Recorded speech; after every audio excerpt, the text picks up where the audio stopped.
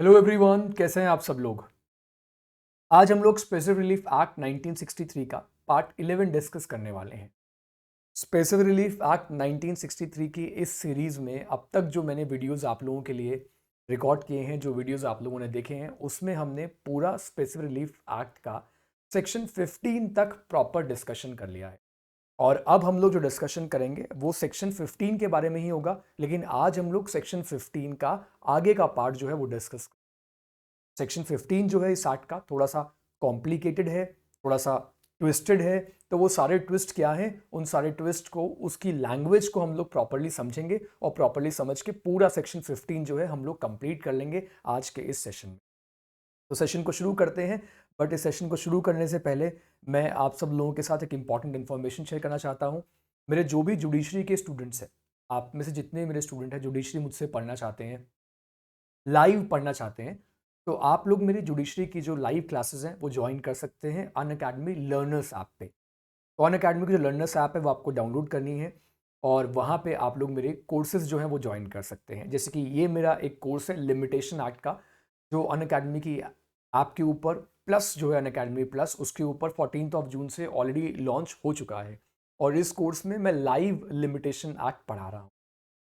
आने वाले दिनों में आप और भी कोर्सेज देखेंगे मेरे, जो आपको अनअकैडमी प्लस के ऊपर देखने को मिलेंगे। तो अगर आप अनअकैडमी प्लस का सब्सक्रिप्शन लेने का प्लान कर रहे हैं तो आप मेरा ये कोड जो है वो कोड आप यूज़ कर सकते हैं। And my code is SAVY10। This is my code. तो आप जब इस कोड को यूज़ करेंगे अनअकैडमी लर्नर्स ऐप के ऊपर, तो आपको 10% ऑफ मिलेगा on purchase of paid subscription. तो अनअकैडमी के प्लेटफॉर्म पे आप कोई भी सब्सक्रिप्शन लेते हैं, any subscription of any course, वहां पे अगर आप ये कोड यूज़ करेंगे तो आपको 10% ऑफ मिलेगा। तो अगर आप मुझसे जुडिशरी पढ़ना चाहते हैं तो आप अनअकैडमी की प्लस प्लेटफॉर्म पे मेरे कोर्सेज को ज्वाइन कर सकते हैं। इसके साथ साथ मेरी लाइव क्लासेस होती हैं जुडिशरी एग्जाम 360 इस यूट्यूब चैनल पे। तो आप लोग मेरी लाइव क्लासेस को ज्वाइन कर सकते हैं जुडिशरी एग्जाम 360 चैनल पे। तो वहां पे भी आप मुझसे लाइव पढ़ सकते हैं। तो please do subscribe this YouTube channel. ठीक है, इस यूट्यूब चैनल को भी सब्सक्राइब कीजिए और यहाँ पे आप मेरे लाइव जो लेक्चर्स हैं उनको अटेंड कीजिए। ठीक है, अनअकैडमी का एक जुडिशरी स्कॉलरशिप टेस्ट भी होने वाला है on 18th of this month. तो 18th को जो अनअकैडमी का जुडिशरी स्कॉलरशिप टेस्ट हो रहा है उसके लिए आप ज़रूर रजिस्टर कीजिए अपने आप को, क्योंकि इस टेस्ट को रजिस्टर करने से आपको बेनिफिट ये होगा, जो 18th को होने वाला है इसमें आप 40 लाख रुपीस तक के प्राइजेस एंड स्कॉलरशिप्स जीत सकते हैं। तो अगर आप एक जुडिशरी एस्पिरेंट है और अगर आप जुडिशरी के लिए प्रिपरेशन कर रहे हैं तो आपको ये अपॉर्चुनिटी बिल्कुल भी मिस नहीं करनी चाहिए। So don't miss this opportunity और रजिस्टर जरूर कीजिएगा। रजिस्टर करने के लिए आपको अनअकैडमी की जो लर्नर्स ऐप है वो डाउनलोड करनी है, उसके थ्रू आप रजिस्टर कर सकते हैं। मेरी अनअकैडमी की जो प्रोफाइल है उसका लिंक इस वीडियो के डिस्क्रिप्शन में है। तो आप मेरी अनअकैडमी प्रोफाइल में जाकर मुझे फॉलो कर सकते हैं और वहां मेरे लेक्चर्स भी आप देख सकते हैं। ऑल राइट, इसके साथ साथ अगर आपको मेरे लेक्चर्स की इंफॉर्मेशन चाहिए कि मेरे लेक्चर्स कब कब होते हैं अनअकैडमी की ऐप के ऊपर, तो उसके लिए आप टेलीग्राम पे जुडिशरी एग्जाम 360 इस यूट्यूब चैनल को फॉलो कर लीजिए। इस यूट्यूब चैनल को फॉलो कीजिए जो कि है जुडिशरी एग्जाम 360, और टेलीग्राम पे फॉलो कीजिए जुडिशरी एग्जाम 360। टेलीग्राम चैनल को आप ज्वाइन करेंगे तो यहाँ पे आपको सारे आने वाली क्लासेस की प्रॉपर इंफॉर्मेशन जो है वो आपको मिल जाएगी। ऑल राइट, ठीक है, तो शुरू करें हम लोग अब। तो अब शुरू करते हैं हमारा discussion about section 15 of the specific relief act. ठीक है, लास्ट सेशन में, लास्ट जो हमारा सेशन हुआ था उसमें हमने सेक्शन 15C को डिस्कस कर लिया था। आज हम समझते हैं कि ये सेक्शन 15D क्या होता है। इस सेक्शन 15D को लेकर बहुत सारे स्टूडेंट्स के दिमाग में कंफ्यूजन रहता है, तो उस कंफ्यूजन को मैं आज पूरी तरीके से क्लियर करने की कोशिश कर। तो 15D बेसिकली ये बोलता है कि यहां पे हु में ऑब्टेन स्पेसिफिक परफॉर्मेंस, ये तो सेक्शन 15 की हेडिंग है, हु में ऑब्टेन स्पेसिफिक परफॉर्मेंस। और 15D में ये लिखा हुआ है that where the contract, section 15D says where the contract has been entered, has been entered into by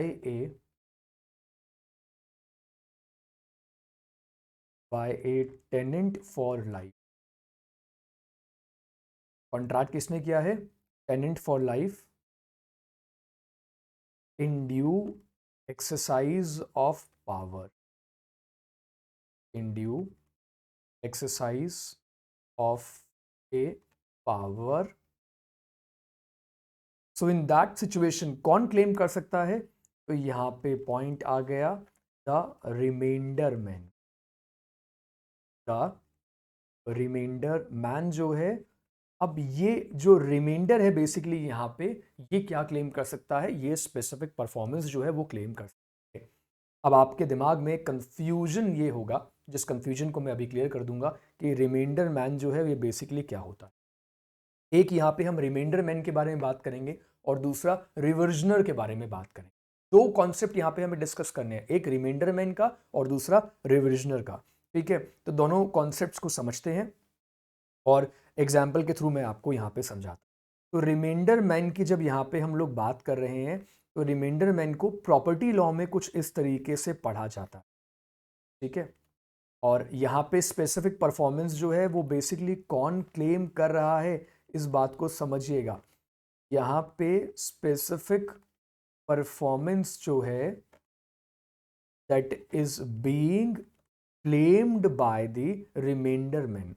तो रिमाइंडर मैन बेसिकली कौन है यहाँ पे? तो दो बातें ये देखना कि एक तो वो पर्सन है या तो वो इनहेरिट कर रहा हो, तो पर्सन हु इनहेरिट्स, और दूसरा एस्पेक्ट मैंने यहाँ पे ये लिखा, या तो इनहेरिट कर रहा हो या फिर वो एंटाइटल्ड हो, entitled to inherit property.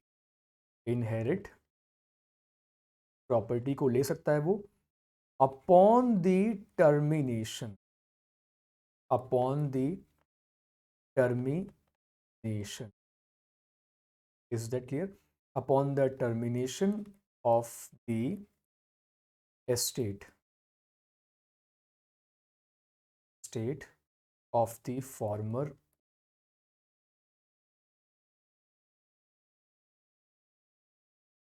of the former। ठीक है,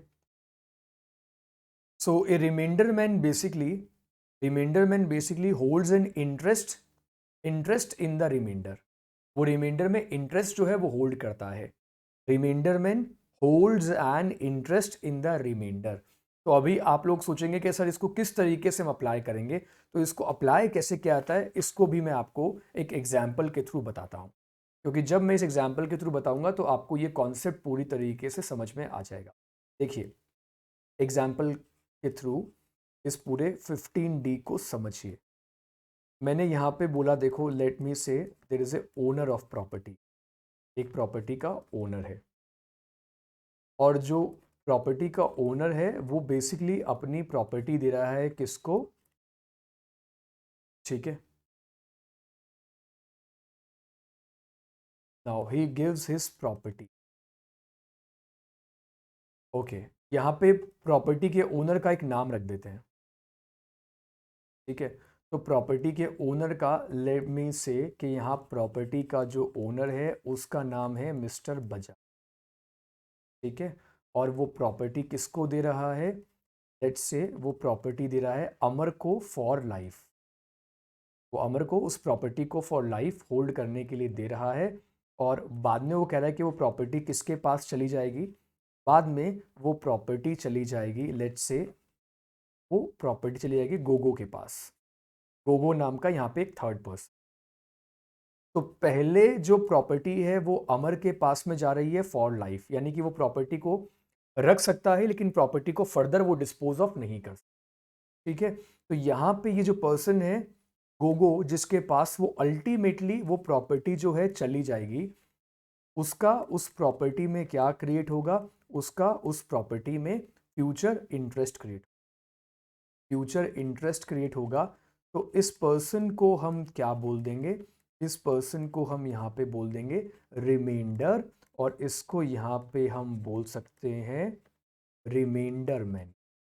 इसको हम यहाँ पे रिमाइंडर मैन का नाम दे सकते हैं। ठीक है, अब इतनी बात समझ में आ गई यहाँ पे आपको। तो यहाँ पे ये जो पर्सन है, ये जो पर्सन है जो रिमाइंडर मैन है, इसके पास स्पेसिफिक परफॉर्मेंस डिमांड करने का यहाँ पे क्या है, राइट है। इसके पास रिमाइंडर मैन के पास में क्या है, ये राइट है। अब चलो आप बोलोगे सही राइट को एक्सरसाइज कैसे करेगा, तो मैं यहाँ पे ये बोलता हूं कि अगर यहाँ पे अमर एक कॉन्ट्रैक्ट करता है, अमर यहाँ पे एक कॉन्ट्रैक्ट कर रहा है, किसके साथ, किसके साथ कॉन्ट्रैक्ट कर रहा है, प्रेम के साथ कॉन्ट्रैक्ट। ठीक है, और उसके बाद में देखो क्या हो रहा है।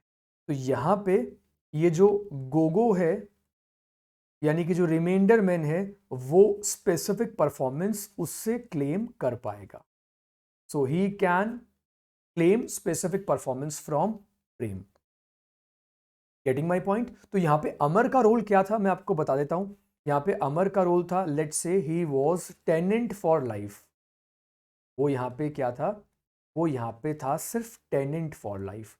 मतलब वो अपनी पूरी लाइफ उस प्रॉपर्टी को होल्ड कर सकता है, लेकिन वो प्रॉपर्टी को सेल नहीं कर सकता, क्योंकि जिसने प्रॉपर्टी सबसे पहले दी थी उसने ये कंडीशन रखी थी कि वो प्रॉपर्टी किसको मिल जाएगी, वो प्रॉपर्टी जो है वो मिल जाएगी यहां पे मिस्टर गोगो को। Is that clear.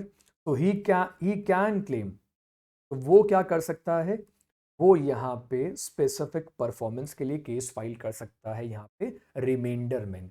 अब रिमाइंडर मैन उस प्रॉपर्टी का जो चाहे वो करे। अगर आपके दिमाग में ये क्वेश्चन आ रहा है रिमाइंडर मैन प्रॉपर्टी का क्या कर सकता है, अल्टीमेटली रिमाइंडर मैन के पास में प्रॉपर्टी चली जाएगी, वो प्रॉपर्टी को सेल करे, प्रॉपर्टी को डोनेट कर दे, जैसे उसकी मर्जी है, उस पर ट्रस्ट क्रिएट कर दे, वो सब कुछ रिमाइंडर मैन कर सकता है। लेकिन टेनेंट फॉर लाइफ यहाँ पे वो सारी चीजें नहीं कर सकता, क्योंकि उसके राइट तो पहले से ही रेस्ट्रिक्टेड है। उसके राइट जो है वो पहले से ही उसके ऊपर एक लिमिटेशन लगा रखी है जिसने प्रॉपर्टी दी थी। आ रही है मेरी बात यहाँ पे समझ में। हाँ, यहाँ कंडीशन ये जरूर थी कि रिमाइंडर मैन जो है वो सरवाइव करना चाहिए। ये भी कंडीशन थी कि वो सरवाइव करे, यानी कि if Gogo survives Amar, if Gogo survives Amar, यानी कि अमर जब तक जिंदा था तब तक गोगो भी जिंदा था, और जैसे ही अमर की डेथ हुई प्रॉपर्टी किसको मिल गई, प्रॉपर्टी गोगो को मिल गई। और अगर अमर ने उस प्रॉपर्टी के लिए कोई कॉन्ट्रैक्ट कर रखा था प्रेम के साथ, तो रिमाइंडर मैन जिसका कि फ्यूचर इंटरेस्ट है वो यहां पे केस फाइल कर सकता है, उसके पास यहां केस फाइल करने का राइट है। Getting my point. समझ में आया है आपको ये कॉन्सेप्ट पूरी तरीके से कि रिमाइंडर मैन एग्जैक्टली किसको कहते हैं। ठीक है, और 15D जो है वो किस तरीके से अप्लाई होता है। मैं आपको इस एग्जाम्पल के साथ मैंने इसलिए समझाया है क्योंकि मुझे पता है कि इस सेक्शन में सबसे ज़्यादा कन्फ्यूजन होता है। तो उस कन्फ्यूजन को क्लियर करने के लिए मैं इन सेक्शंस को स्पेसिफिकली अलग करके आप लोगों को समझा रहा हूँ। अब देखो 15E की बात करते हैं। सेक्शन 15E को जब आप पढ़ेंगे तो 15E में लिखा हुआ है ए रिविजनर इन पोजेशन। तो यहाँ पे देखिए क्या लिखा हुआ है, यहाँ पे लिखा गया है ए रिविजनर इन पोजेशन। अब हमने तो अभी रिमाइंडर पढ़ा था, लेकिन यहां पे रिविजनर आ गया, रिविजनर इन पोजेशन, जिसमें आगे ये लिखा हुआ है where the agreement is a covenant, where the agreement is a covenant. ठीक है, वो किसके साथ एंटर किया है, entered into with his predecessor, with his predecessor in title, यानी कि जिनके पास टाइटल था, and the revisioner is entitled to the benefit, is entitled to the benefit of such covenant।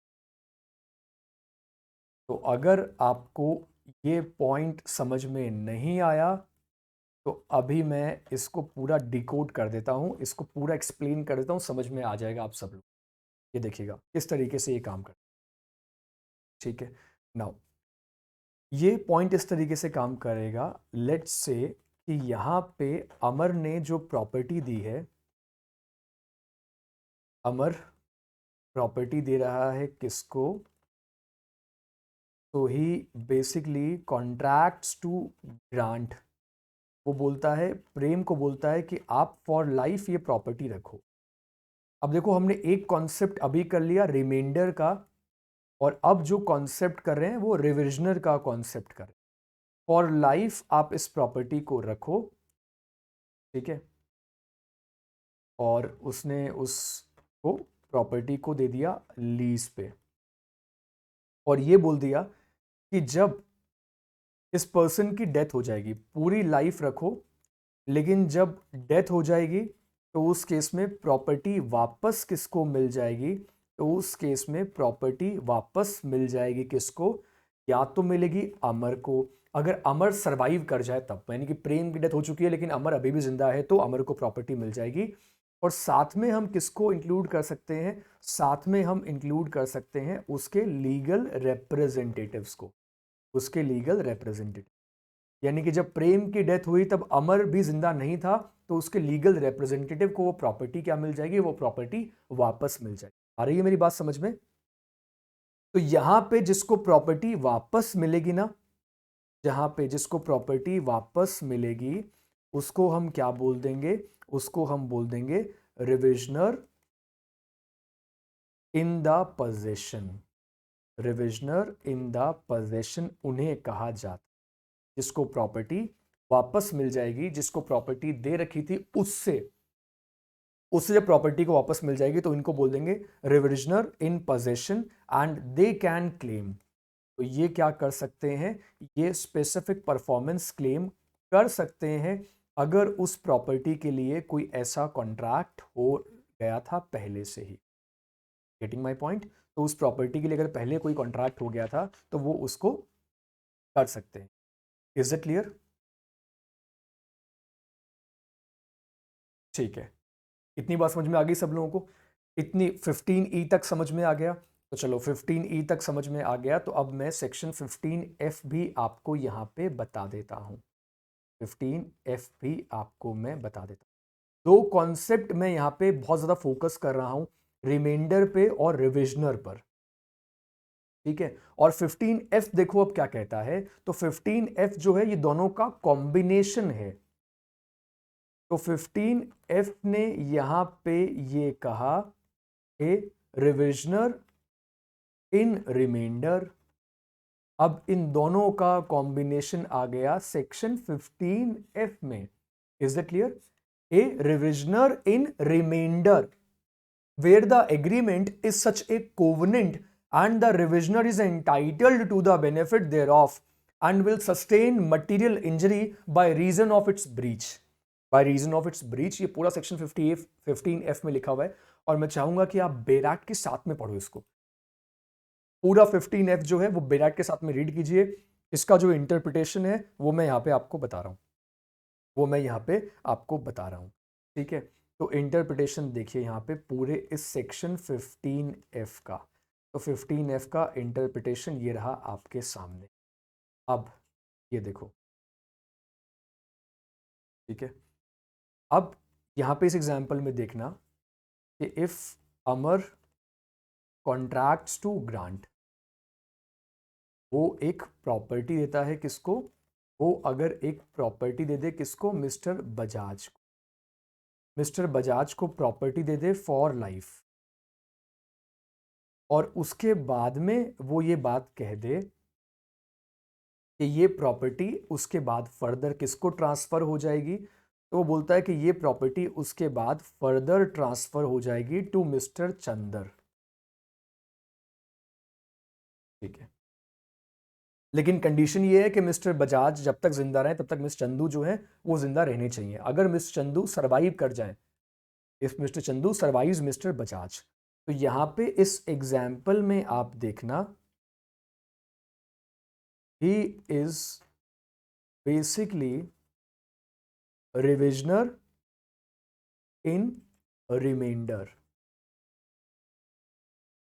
रिविजनर in remainder, जिनके पास में क्या है, जिनके पास फ्यूचर इंटरेस्ट है उस प्रॉपर्टी में, who has future interest in the property, interest in दी,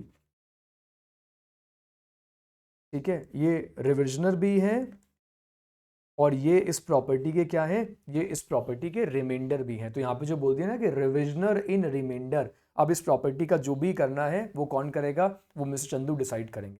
तो यहाँ पे जो मिस्टर बजाज हैं, ये फॉर लाइफ, मतलब अपनी लाइफ टाइम में उस प्रॉपर्टी को ये यूज कर सकते, अपने लाइफ टाइम में उस प्रॉपर्टी को यूज कर सकते हैं। लेकिन उसके बाद में जो मिस्टर चंदू है उनके पास में क्या है, he is reversioner in remainder who has future interest in the property.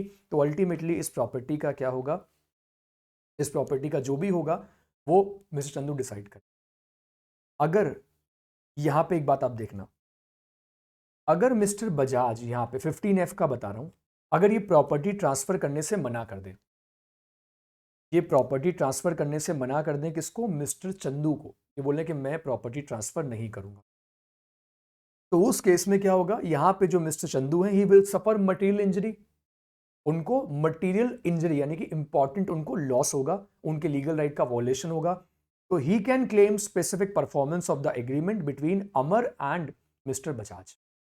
तो इन दोनों के बीच में जो एग्रीमेंट हुआ है, इस बात को समझ रहे हो आप, इन दोनों के बीच में जो एग्रीमेंट हुआ है, उस एग्रीमेंट को एनफोर्स करवाने के लिए, उस एग्रीमेंट को एनफोर्स करवाने के लिए कौन केस फाइल कर सकता है, तो उस केस को एनफोर्स करवाने के लिए यहां पे मिस्टर चंदू जो है वो केस फाइल कर सकते, because he is reversioner in remainder, he is reversioner in remainder. जो भी प्रॉपर्टी का जो भी इंटरेस्ट है वो किसके पास में आने वाला है, वो मिस्टर चंदू के पास में आने वाला है, तो वो यहाँ पे सूट फाइल कर सकते हैं। किसके ऊपर केस फाइल कर सकते हैं, वो मिस्टर बजाज के ऊपर केस फाइल कर सकते हैं अगर उनके साइड से कोई ब्रीच हुआ है तो। इज इट क्लियर, ये बात समझ में आ गई आप सब लोगों को, ठीक है। तो अगर इतना समझ में आ गया तो उसके बाद, ठीक है, यही सबसे ज्यादा इंपॉर्टेंट एलिमेंट थे इस सेक्शन में। उसके बाद में एक जो अमेंडेड सेक्शन आया है, वो सेक्शन आया है सेक्शन 15A। जो 15A किसके बारे में बात करता है, ये बात करता है LLP के बारे में, और ये बोलता है कि अगर एक LLP जो है वो अगर अमलगमेट हो गई है, मतलब एक लिमिटेड लायबिलिटी पार्टनरशिप है और वो अमलगमेट हो गई है किसी दूसरी LLP से, इज इट क्लियर, अगर वो LLP अमलगमेट हो गई है दूसरी LLP से, तो जो नई वाली LLP है वो स्पेसिफिक परफॉर्मेंस के लिए केस फाइल कर सकती है। यहां पे ये बात ध्यान रखना कि नई वाली LLP ने कॉन्ट्रैक्ट नहीं किया था, पुरानी वाली LLP ने कॉन्ट्रैक्ट किया था, लेकिन उसके सारे जो राइट हैं वो किसको मिल जाएंगे, वो नई LLP को मिल जाएंगे बिकॉज ऑफ द अमलगमेशन, ठीक है। उसके बाद 15G भी यही कहता है कि इसी तरीके से मान लो एक कंपनी जो है वो अगर अमलगमेट हो गई है इसमें किसी दूसरी कंपनी, तो अगर कंपनी भी अमलगमेट हो गई है किसी दूसरी कंपनी में, तो जो नई कंपनी बनेगी वो नई कंपनी पुरानी कंपनी के किए गए सारे कॉन्ट्रैक्ट्स के लिए स्पेसिफिक परफॉर्मेंस डिमांड कर सकती है, प्रोवाइडेड दैट उन कॉन्ट्रैक्ट्स का नेचर ऐसा हो जिसके लिए स्पेसिफिक परफॉर्मेंस का सूट फाइल किया जा सके। उसके बाद 15H जो बहुत सिंपल है, जो बात करता है प्रमोटर्स की एंड कंपनी की, जो प्री इनकॉर्पोरेशन स्टेज में कॉन्ट्रैक्ट्स होते हैं जिनको कंपनीज एक्ट में पढ़ते हैं, तो जो प्री इनकॉर्पोरेशन स्टेज में कॉन्ट्रैक्ट्स होते हैं जो प्रमोटर्स करते हैं उसके लिए कंपनी सूट फाइल कर सकती है, कंपनी सूट फाइल कर सकती है आफ्टर इनकॉर्पोरेशन, लेकिन उसकी कंडीशन ये है कि कंपनी ने एक्सेप्ट कर लिया हो उस कॉन्ट्रैक्ट को and has communicated such acceptance to the other party to the contract. Is it clear? समझ में आया आप सब लोगों को? तो आई रियली होप कि अब आप लोगों को समझ में आ गया है कि basically section 15D, E, F, FA जो कि अमेंडमेंट एक्ट 2018 के बाद में ऐड हुआ था, 15G और H, इन सारे सेक्शंस का क्या मीनिंग है। आई रियली होप सेक्शन 15 तक आपको स्पेसिफिक रिलीफ एक्ट में कोई डाउट कोई कंफ्यूजन नहीं है। यहाँ तक पूरी तरीके से आपको सब कुछ क्लियर है। अगले वीडियो में मैं आपके साथ अगला सेक्शन जो है स्पेशल रिलीफ एक्ट का वो डिस्कस करूँगा। अगर आपको ये वीडियो पसंद आया तो वीडियो को प्लीज़ लाइक कीजिए, कमेंट करके मुझे बताइए कि आप कौन कौन से और टॉपिक्स के ऊपर वीडियो देखना चाहते हैं। चैनल को सब्सक्राइब करना मत भूलिएगा। मैं आप लोगों से मिलता हूँ अपने नेक्स्ट वीडियो में। Thank you so much.